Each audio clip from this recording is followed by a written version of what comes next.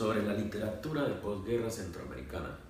Hablar sobre la literatura de posguerra centroamericana lleva a un conflicto bastante importante a nivel de la discusión literaria y de los estudios culturales, puesto que hablar de posguerra en Centroamérica es un conflicto incluso con la categoría de posguerra. Resulta que Centroamérica únicamente, de los 5 países principales, solo han tenido 3 países conflictos armados: Guatemala, El Salvador y Nicaragua. Pero ¿qué sucede con toda la literatura propuesta por Honduras y por Costa Rica, Panamá, Belice? Esa es la discusión que nos genera. Pero antes de entrar a esa discusión es necesario resaltar ciertas características que la literatura de posguerra centroamericana ha abarcado y ha escrito desde sus entrañas. Y esta es, por así decirlo, unas nuevas subjetividades donde el escritor ya no piensa en un proyecto histórico, un proyecto revolucionario, es decir, es el primer paso para abandonar la literatura testimonial que se estaba produciendo en Centroamérica. Literatura testimonial que era producida por estos sujetos subalternos que se involucraron al proceso armado, a los procesos revolucionarios, que fueron parte de la fila del Partido Comunista, de los movimientos revolucionarios de Guatemala, de El Salvador y Nicaragua. Pero que con esto, en las nuevas subjetividades, es decir, una vez se cierran los conflictos armados, comenzamos a hablar de las subjetividades. El tema del amor, el tema de la sexualidad se retoma ya en un tema individualista, es decir, cambia la visión ética del escritor. Ya no piensa en procesos colectivos, sino piensa desde él y su literatura. Eso en primer punto. Segundo punto, también se comienza a gestar el desencanto, es decir, todo este proyecto político que se enmarcó en el siglo XX para llevar a la izquierda al poder, muchas veces llevó a crear escritores que se desencantan con el proyecto político, puesto que es un caso muy particular.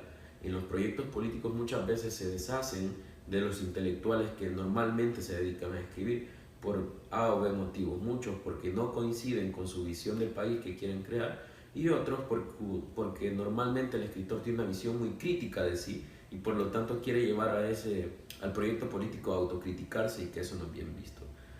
Eso por otra parte. También, como diría Emmanuel Tornés, a la par de que se fraguó la literatura del boom latinoamericano, justamente comenzó a surgir a la par la literatura del post-boom, es decir, literatura que comenzaba a desprenderse de las categorías del boom, de los escritores del boom, y comenzaba a gestar un nuevo estilo de creación literaria, una estructura de creación literaria. Y es aquí donde se viene la principal discusión. ¿Por qué? La literatura de posguerra ya no necesita necesariamente ella ser de posguerra. Ahora busca una categoría concreta que la pueda definir como tal.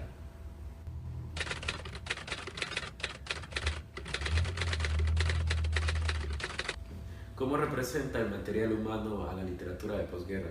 Es interesante cómo Rodrigo Rey Rosa, un guatemalteco, centra toda su obra, no toda, sino que la mayor parte de su obra, en estudiar a Guatemala, en describir a Guatemala, y con la pregunta anterior, ¿cómo conectamos esta categoría que buscan los escritores?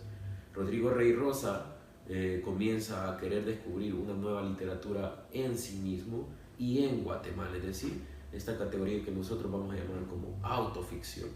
Rodrigo Rey Rosa es un sujeto que lleva la literatura de un nivel muy importante, puesto que va a hacer esta autoficción, es decir, convertirse él en un personaje de ficción, convertir su experiencia cotidiana en ficción, la cual consistió que él se acerca a los archivos de la policía de Guatemala para investigar todos los fichajes que hizo la policía dentro del periodo del conflicto armado. Y es importante porque él se enfoca muchas veces en querer investigar por qué los intelectuales y artistas fueron fichados, tanto por su labor dentro del proyecto revolucionario, como aquellos artistas o intelectuales que se vendieron y comienzan a dar información sobre el proyecto revolucionario. Es interesante cómo hace esto que se vivió en Centroamérica, lo hace ficción.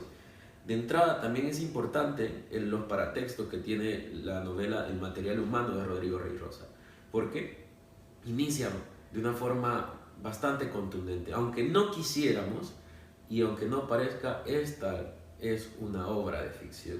Es decir, la forma en que va a narrar Rodrigo Rey Rosa, la estructura que le da el material humano, pareciera que al fin y al cabo es la memoria de alguien que vivió y registró totalmente el archivo de la policía, que pasó bastantes conflictos, que fue expulsado por el encargado del archivo porque en sus manos tenía las pruebas, o quizás sean las únicas pruebas de los delitos de lesa humanidad que se vivieron en ese momento. Entonces, en ese sentido, es bastante importante.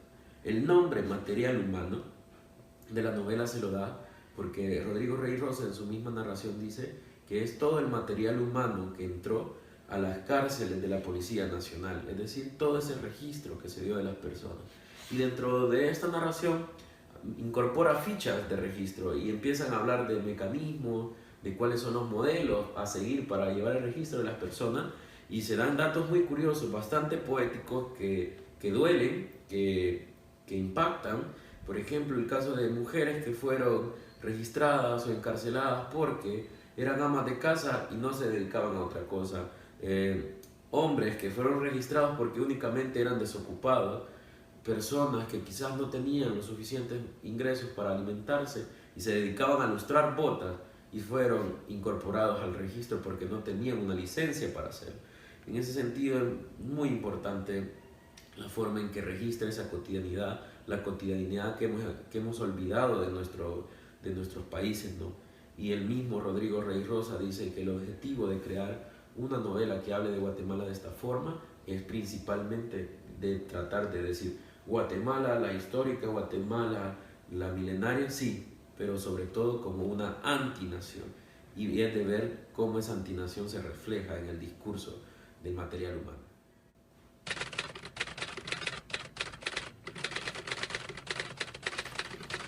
La influencia de Rodrigo Rey Rosa para la literatura de posguerra y los estudios culturales quizás sea en dos momentos. La primera es en la literatura de posguerra, lo que respondíamos o lo que nos hacíamos en cuestión en la primera pregunta: ¿qué busca ahora el escritor centroamericano? ¿Busca una categoría concreta? Es decir, si revisamos las características literarias y estéticas que están presentes en la literatura centroamericana en el siglo XXI, quizás sea la autoficción, es decir, el escritor debe de convertirse en un personaje para poder ficcionar la realidad, y también un discurso de metaliteratura, es decir, literatura discutiendo literatura. Y esto es una cuestión muy importante porque ahora por primera vez para Centroamérica podemos hacer dialogar a Cervantes con nuestra literatura centroamericana. Podemos traer a Flaubert a discutir temas de relevancia centroamericana como las discusiones, que es una posibilidad que se da. Dos personas, tanto estudiantes universitarios como personajes de literatura, discutiendo sobre Keats, sobre Joyce, y esta idea donde los autores, los grandes, que parezca hasta cierto punto un poco eurocéntrico esta postura, a pesar de todo, hay muchos escritores que tienen su referente como la novela, que parten de Europa, a dialogar con nuestra realidad centroamericana, y quizás ese sea una de las características importantes para la literatura. Y también un comentario un poco eurocéntrico es que esta literatura que tiene como característica ser metaliteratura, ha tenido una relevancia para España, es decir, están siendo muy leídos y están siendo publicados constantemente en España, y ese quizás sea un condicionamiento que el escritor busca: hablar de literatura desde su literatura para abrir un mercado literario y a partir de eso también darle una nueva forma a la literatura. Para los estudios culturales quizás sea cómo la cotidianidad puede influir o puede tener un carácter estético relevante para la literatura.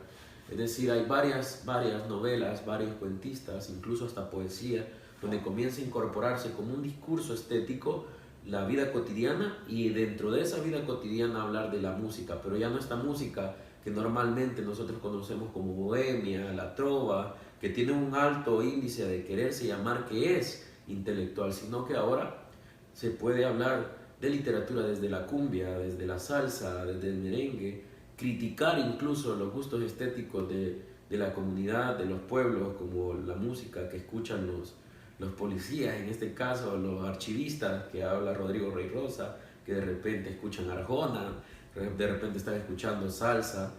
Entonces eso quizás se vuelve muy importante. También de la pauta que da Rodrigo Rey Rosa, ese aporte a los estudios culturales es cómo incorpora su investigación de archivo policial, su vida personal y sobre todo cómo se empieza a gestar un fenómeno que hay que ponerle mucha atención, que hay que estudiar en Centroamérica, que es la nota roja o la crónica roja. Es decir, estos textos sumamente amarillistas de los periódicos, que ahora no solamente son en periódicos físicos, sino que en medios digitales, se comienza a hacer, e incluso me gusta esta parte de Rodrigo Rey Rosa, como a la par de este archivo que lleva, comienza a meter esta nota roja.